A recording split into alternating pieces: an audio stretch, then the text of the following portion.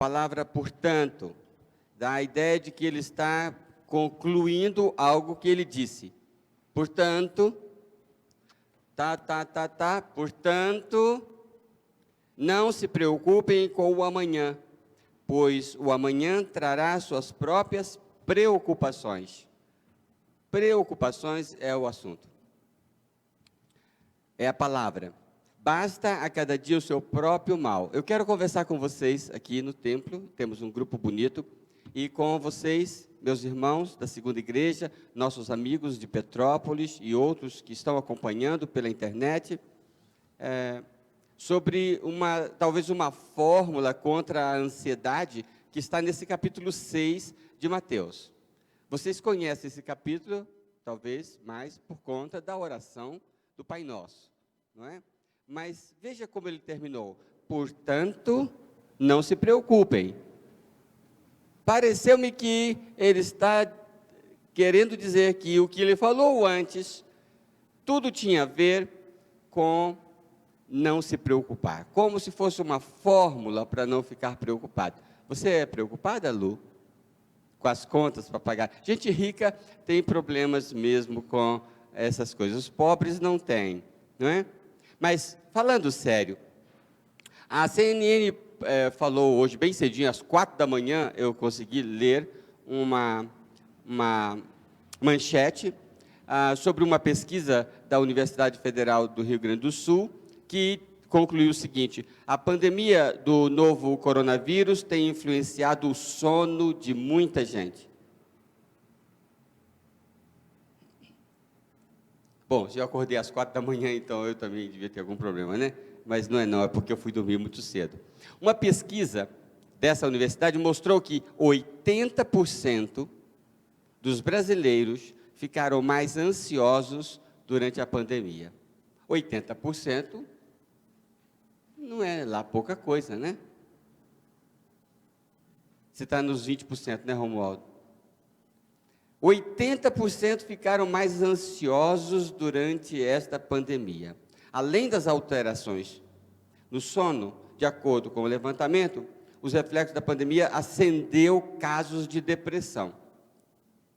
E eu acho que todos nós concordamos, temos percebido no vizinho, no amigo, às vezes dentro de casa, não é?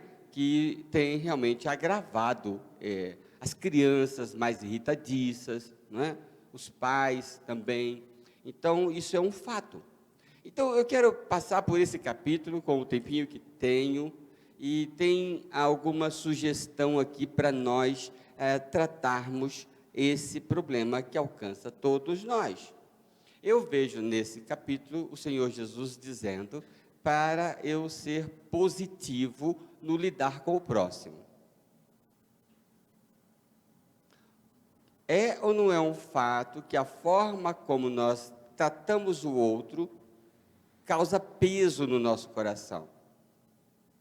O marido estava brigado com a esposa, coisa que não acontece com os membros da segunda igreja, né? E ele estava brigado com a esposa, e a esposa estava lá dormindo igual um passarinho, e ele orando a Deus, porque a esposa que estava errada, naturalmente, né? Então ele estava dizendo: como é que pode? Ela está errada, e ela está dormindo igual um passarinho, e eu estou aqui e não consigo dormir, né?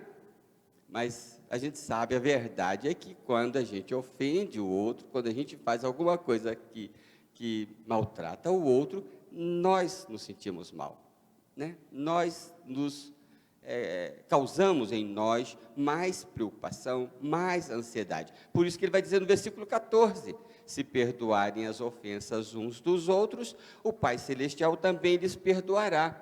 Ora, sentir-se perdoado alivia ou não alivia? Há algo que pese mais as nossas emoções do que a culpa? Né? Você ofende alguém, aquilo fica carregando você. Então, número 1 seja positivo. Aí ele vai dizer no versículo 22, os olhos são a candeia do corpo. Se os seus olhos forem bons, todo o seu corpo será cheio de luz. Então, é olhar com alegria. A Leia é mestre, doutora, nessa forma de ver a vida, não é? De olhar mais positivamente, mais alegremente, não é? Provérbios já dizia: o coração ansioso deprime o homem, mas uma palavra bondosa o anima. Então eu posso compartilhar mais luz, mais alegria, mais palavras de ânimo. Está aí o Armazém do Ânimo, todos os dias postando um vídeo de 2 ou 3 minutos, lá no canal do YouTube do Armazém do Ânimo, estimulando, encorajando, levando uma palavra positiva. A quanta coisa negativa, você pega as manchetes, especialmente de alguns jornais aí, aqui é só coisa triste, né? O número de óbitos por conta do coronavírus, do Covid-19, está caindo foram 3 meses, né? Julho, agosto, setembro. Desde setembro que está caindo sistematicamente, consistentemente, né? Hoje chegou a média de 430 óbitos na média semanal. Isso é bom, as coisas estão deixando de ser tão feias, né? Ainda é muito triste, mas sempre há algo positivo para olhar. Então, veja a vida de uma forma mais positiva, perdoe, busque ser perdoado. Em segundo lugar, vocês vão querer rir um pouquinho, porque eu sei que para vocês é difícil, mas para mim não. Fique bonito.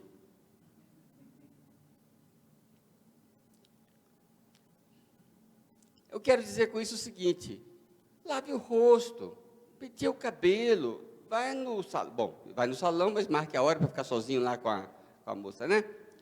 Faça as unhas, né? Corte o cabelo, viu, Leia? Corte o cabelo, faça a barba, né? Fique bonito. Isso ajuda ou não ajuda? Você fica 3 dias sem tomar banho. Isso não ajuda, não. Vai ficar mais preocupado, mais para baixo, né? Ponha óleo sobre a cabeça e lave o rosto. Mateus 6,17. Porque algumas pessoas querem expressar fé assim: como eu sofro, né? Né? Como é difícil ser crente, né? Não. Lave o rosto. Vista uma roupa nova, né? Invista em você mesmo, né? Coloque aqueles talheres novos na mesa, faça uma refeição bonita, né? Então, já que não pode ir para restaurante, ou pelo menos deve ser evitado, né? Então, se você está aí em casa com isolamento total, né? Então, está só você e o seu marido, está só você e a sua mãe, faça uma refeição bonita e celebre, né? Lave o rosto, coloque um óleo sobre a cabeça. Nada de ficar, eu estou jejuando, eu estou triste, né, e tal. Eu sei que para vocês é um pouco mais difícil, né? Brincadeira. Terceiro, movimente-se objetivamente para envolver-se com os amigos de fé. Ou envolva-se mais com os amigos de fé. Jesus disse no texto que nós lemos de Lucas: desejei ardentemente estar com vocês. E lá o momento era muito pior do que o da pandemia. Mas ele queria estar com as pessoas. Irmãos que estão em casa em especial, porque os que estão aqui, obviamente, estão concretamente se envolvendo. Mas alguns dos que estão em casa precisam mesmo estar, porque tem uma outra enfermidade, então precisa ter um cuidado ainda mais especial. Mas eu tenho falado, e os irmãos são testemunhas, com alguns irmãos preciosos para nós, né, que estão se movimentando em outras atividades. Hoje eu fui ao correio pegar uma correspondência, uma encomenda, então, e tinha uma fila. Aí eu tive que ficar ali na avenida uns 15 minutos na fila. E foram preciosos aqueles minutos, porque eu pude observar a cidade, né? Eu fiquei 15 minutos vendo gente andando e fazendo, movimentando e vendendo. Parece que está tudo normal.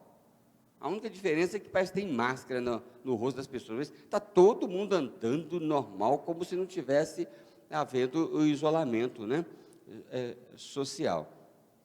Mas você se envolve em outras coisas, você vai ao banco, você vai à farmácia, você vai ao supermercado, mas está deixando de se envolver com os irmãos da fé. Isso não é definitivamente positivo. Isso, veja, não é uma questão de necessidade de Deus, se bem que poderíamos até dizer que sim, porque ele disse, desejei ardentemente, a palavra lá é ansiosamente. Eu desejei estar com vocês, né? Mas não é, vamos dizer assim, a necessidade dele, é uma necessidade nossa. Ele não constituiu o corpo local de fé por um capricho dele, é uma necessidade nossa. Eu falei domingo, 40 anos frequentando igreja, né? Nunca deixei o templo com uma sensação assim, perdi meu tempo, podia ter ficado em casa. Todas as vezes, todas, sem exceção.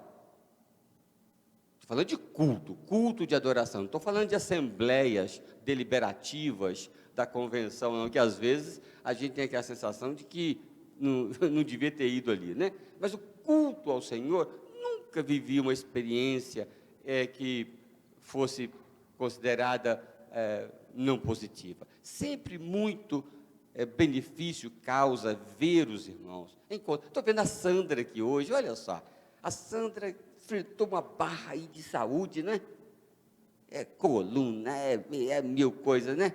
E está aqui hoje, depois de vários meses, que bênção. Só de ver a Sandra, eu ganhei o dia, não foi? Valeu a pena ter saído de casa e vindo aqui, né?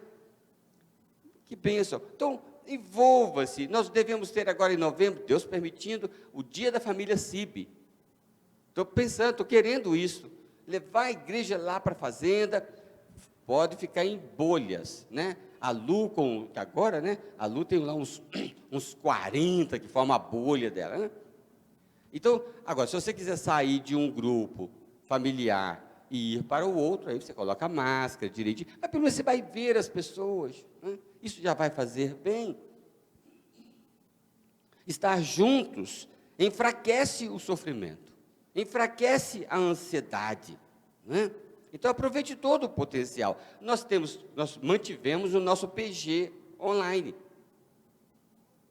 Toda semana, toda quinta-feira, às 8 da noite, eu e Cristina nos encontramos com o nosso grupo.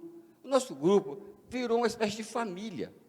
Ora, eu me envolvo mais com o meu pequeno grupo do que com a minha família de sangue. Então, isolamento não faz bem. Não faz bem, envolva-se com os irmãos de fé. Observe os movimentos de Deus em nosso favor. O versículo 25 diz assim: observem as aves do céu, não semeiam, não colhem, não armazenam, contudo, o Pai Celestial as alimenta. Vocês têm muito mais valor do que elas. Mas o que Jesus está dizendo aqui é: observe os passarinhos, como eles estão sendo sustentados. Olha Deus, veja Deus fazendo as coisas. Olhar os movimentos de Deus faz bem para a gente. Faz bem, porque a gente é lembrado que estamos debaixo de uma nuvem, que uma coluna de fogo nos orienta, não é? Que nós somos como que filhotes de pintinhos debaixo das asas da galinha. Nós estamos sendo guardados, nós estamos sendo sustentados. Eu gosto de pensar, eu gosto de olhar para trás para procurar milagres. Milagres que aconteceram lá atrás. Deus me suscitou. Foi o Senhor que fez aquilo, né? Aí você recapitula. Cultuar é recapitular, é olhar para trás, lembrar que Jesus morreu na cruz, morreu por mim, como citou aqui a irmã Geice no meio do cântico, né? Citou João 3,16, porque Deus amou o mundo de tal maneira que deu o seu Filho unigênito para que todo aquele que nele crê não pereça, mas tenha a vida eterna. Não é? As misericórdias do Senhor, elas se renovam todas as manhãs, não é? Então, olhe para trás e veja o movimento de Deus. É bom esperar tranquilo a salvação do Senhor, diz Lamentações 3,19. Bom, quinto lugar, da fórmula contra a ansiedade, invista em devoção. Aqui é o texto principal do capítulo 6. Jesus vai ensinar a orar.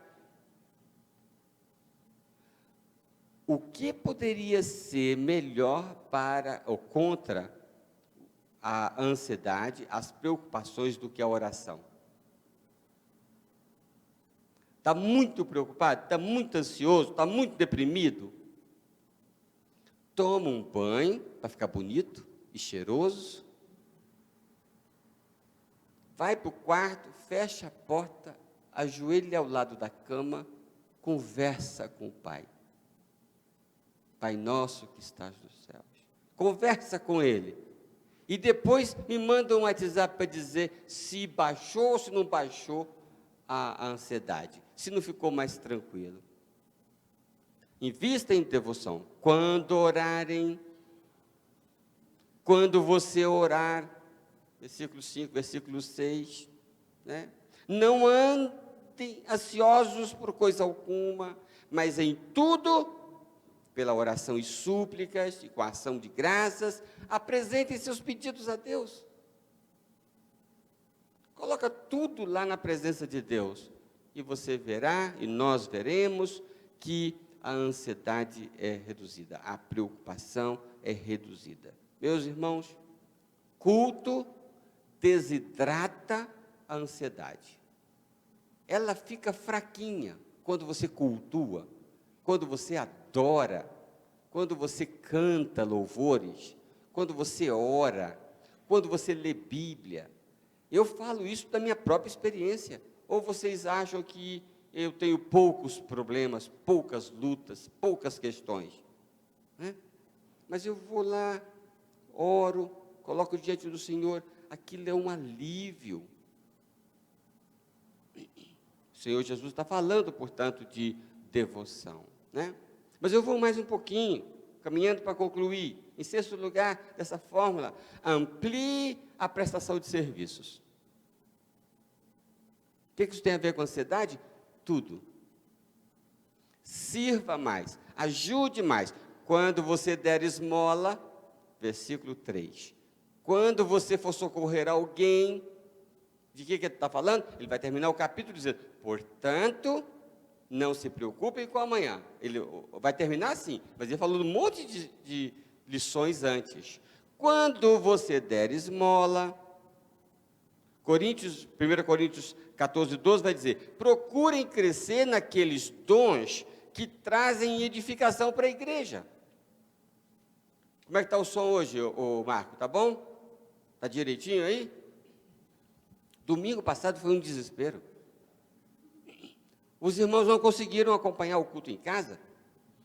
Aí, essa semana, toda a equipe do som foi pegar tutoriais na internet para descobrir o problema, para poder resolver. Hoje, 1 hora antes do culto, estava uns 8 aqui, cuidando do som, acertando o som, todo mundo voluntário. Já tem uma equipe grande que cuida da captura da imagem, agora uma equipe grande que cuida da captura do áudio. Entende? Todo mundo voluntário, são doutores, são gente de profissionais das várias áreas, mas separa 1 hora, vem para a igreja para trabalhar, para quê? Para que você tenha um som, para que você está em casa tenha uma imagem, um áudio, tudo direitinho. Os irmãos que estão cantando aqui, está todo mundo servindo. E sabe, quando nós nos sentimos úteis, isso faz bem para o coração. Eu só dei um exemplo, mas tem 1000 formas da gente ajudar. Sempre tem alguém precisando de algum favor, de alguma ajuda. Eu estava vindo para o púlpito, Eu estava vindo para o púlpito agora e recebi uma mensagem, uma irmã da igreja alertando que descobriu uma família, não sei se é vizinha dela ou coisa assim, que está um desespero, que não tem um arroz para comer. Então amanhã já passei para o pastor Josué, amanhã a igreja já vai tomar providências para socorrer, porque isso faz bem para a gente, faz mais bem para a gente do que para a pessoa que está recebendo o serviço. Então, quando você der esmola, dê esmolas, ajude gente, contribua com os seus dons, né? Servir faz esquecer os problemas, alivia a ansiedade, não é? Por fim, deseje o que não decepciona. Deseje o que é certo, que é duradouro. Sabe uma coisa? Nós planejamos a ansiedade. Nós planejamos, nós trabalhamos para ficarmos ansiosos e estressados. Quando nós nos envolvemos em coisas e em relacionamentos que nós sabemos vai dar errado. Viu a Cristina hoje, como eu disse, ao centro da cidade para ir ao correio. Eu recebi ontem uma notificação dos Correios. Tem uma encomenda, eu tinha que ir lá, ou então tinha que arranjar uma procuração para poder... Cheguei nos Correios para pegar a encomenda. Fiquei 15 minutos lá na fila. Finalmente eu cheguei, fui atendido. Aí entreguei o papel para a moça. A moça olhou e disse, não, já foi devolvido. Falei, mas moça, eu recebi o aviso ontem. Não, mas já foi devolvido, tem muito tempo. Devolveram e depois me avisaram. Aí, vocês imaginam como que eu saí gostoso do correio, né? Aí, a Cristina já estava com outras situações também. Aí eu lembrei que uma certa vez, né, eu escrevi sobre a ineficiência, né, a lei de Murphy, né? As coisas vão dar errado, as pessoas vão falhar com a gente. É isso que vai acontecer. Se você pode esperar algo, é as pessoas falharem com você. Então, se eu coloco esperança em gente, em homens, eu estou planejando o estresse. Eu estou planejando dor de cabeça. Então, diz o versículo 1, não façam para serem vistos pelos outros. Se eu viver para ser aprovado pelos outros, eu estou no sal. Primeiro, porque eu não consigo agradar os outros. Eu posso me pintar de ouro, que eu não consigo agradar todas as pessoas, entende? Elas não se satisfazem. Então, não tem jeito. É uma luta ingrata. Então, não viva para tentar agradar os outros. E no versículo 33, penúltimo versículo do capítulo, ele vai dizer, busquem primeiro o reino de Deus e a sua justiça, e todas as outras coisas serão acrescentadas. Então, eu tenho que viver para aquilo que funciona, para aquilo que é possível, para aquilo que é duradouro, para aquilo que não decepciona. Há um texto da Bíblia que eu acho muito interessante, falando do Egito. Não confie no Egito. O Egito é como um bambu. Você apoia a sua mão nele, ele racha e entra o bambu na sua mão. Não se apoie nisso. Não coloque a sua esperança, o seu apoio, a sua expectativa. Não pense que os homens vão satisfazer você. Ou que você vai satisfazer os homens. Isso não vai acontecer. Isso é uma utopia, é uma fantasia. Se colocar nisso a sua expectativa, você está planejando o estresse. Não vai funcionar. Coloque a sua expectativa naquilo que não falha. Aí Jesus diz, busque o reino de Deus, né? Invista, acumulem tesouros nos céus, diz o versículo 20. Acumulem para vocês tesouros nos céus. Lá não há decepção. O meu pastor, do tempo que eu fui enviado para o seminário, ele dizia, Deus nunca fica devendo nada a ninguém. Então você pode investir em Deus, né? pode investir no reino de Deus. Busca o reino de Deus em primeiro lugar, porque Jesus é muito sábio, claro que sim. Ele sabe que a ansiedade está linkada ao desejo. Não desejem agradar os homens, busque o reino de Deus. Não é só porque, isso é o mandamento de Deus, é sabedoria pura, é provérbios puro, entende? Não funciona, essa filosofia de vida não funciona, entende? Busque viver para agradar a Deus, para acumular tesouros nos céus. Se você coloca um esforço, se você coloca uma energia nas pessoas, a probabilidade de você se frustrar é muito grande. Mas quando você coloca um investimento no reino de Deus, nos céus, no Senhor, você nunca se decepciona. Marta estava afadigada, ansiosa com muitas coisas, porque ela precisava servir as pessoas que estavam ali, os convidados, os amigos de Jesus, e era muito nobre o que ela estava fazendo. Mas Jesus disse que Maria escolheu a parte melhor, porque ela estava investindo em Jesus. Maria não se decepcionaria, porque ela estava investindo naquilo que permanece, naquilo que é duradouro. Que o Senhor possa abençoar você aqui, todos nós, nossos irmãos em casa, nossos amigos de Petrópolis, né? Deixe o Evangelho ser esse antídoto contra a ansiedade. Amém? Mateus capítulo 6, nós caminhamos por ele nesta noite. Que o Senhor nos abençoe. Eu estou entendendo que esse último hino é cantado. É o pós-lúdio cantado. É possível, irmã Geice, então a gente cantar? Então, sou feliz. Aí você diz, eu não sou hipócrita, eu não vou cantar, eu sou feliz porque eu não sou feliz. Talvez você não esteja alegre, porque não ouviu nenhuma piadinha. Mas você tem Deus no coração. Você tem os céus garantidos. Olhe para os passarinhos. Alegre-se, porque eles são sustentados. Vamos estar em pé, vamos cantar, por favor.